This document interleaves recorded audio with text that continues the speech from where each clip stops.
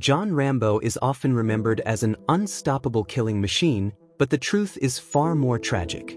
Beneath the muscles and violence is a man permanently damaged by war, struggling to exist in a world that no longer understands him. Across the first 3 Rambo films, his story is not about victory. It is about survival, trauma, and loneliness.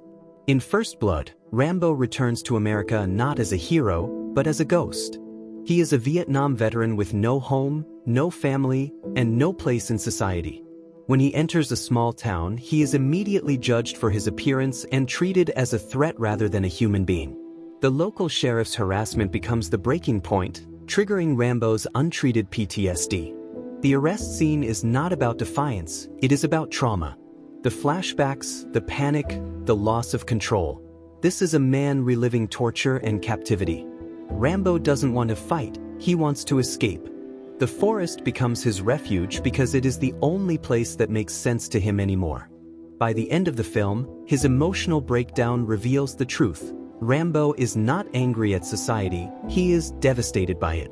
He fought for his country, watched his friends die, and came home to rejection, unemployment, and indifference. In First Blood Part 2, Rambo is pulled back into war because peace offers him nothing. Prison feels more familiar than freedom, and combat feels more honest than society. His mission to Vietnam is framed as a rescue operation, but emotionally, it is a return to the only environment where he feels useful. Rambo's trauma hasn't healed, it has been weaponized. The government uses him as a tool and then abandons him again when the mission becomes inconvenient. This betrayal reinforces his belief that institutions don't care about soldiers, only outcomes.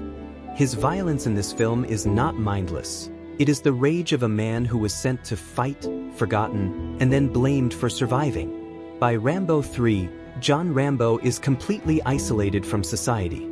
He lives in self-imposed exile, avoiding politics, nations, and causes.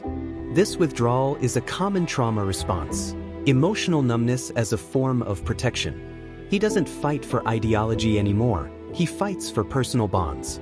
When Colonel Troutman is captured, Rambo returns to battle not as a soldier, but as a man saving the last connection to someone who understands him.